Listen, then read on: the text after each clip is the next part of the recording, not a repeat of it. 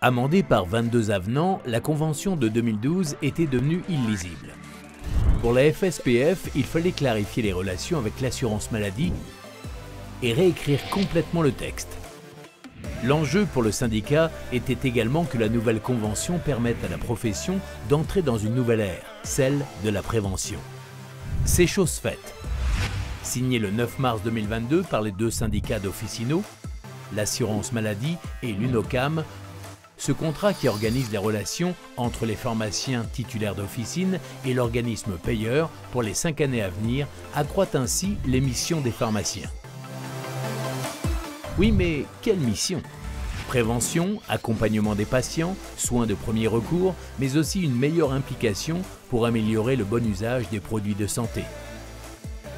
C'est également un virage numérique inédit et pour la première fois, la prise en compte des enjeux environnementaux tout en actant la poursuite de l'évolution du mode de rémunération des pharmaciens.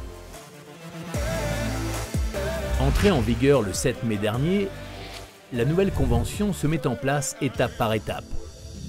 Depuis cette date, les officinaux peuvent ainsi participer au dépistage du cancer colorectal, dispenser des médicaments à domicile dans le cadre du dispositif Prado, ou encore être rémunérés pour délivrer à l'unité les antibiotiques et les médicaments stupéfiants.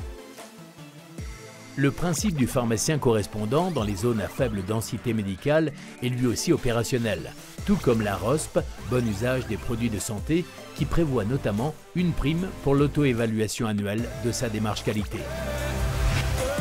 À l'issue des 6 mois suivant l'entrée en vigueur de la Convention, soit le 7 novembre, les dispositions ayant un impact tarifaire se mettent en place, telles que l'entretien court pour les femmes enceintes. À partir du 7 novembre également, la dispensation et l'administration de vaccins à l'officine seront prises en charge par l'assurance maladie. Et à partir du 1er janvier 2023, la prescription de vaccins par les officinaux est elle aussi remboursable. Enfin, le volet économique n'a pas été oublié, mais simplement décalé. Les partenaires conventionnels se sont en effet accordés pour entamer de nouvelles discussions dès 2023, afin de prendre en compte les impacts sur l'économie officinale de l'épidémie de Covid-19. À suivre de près.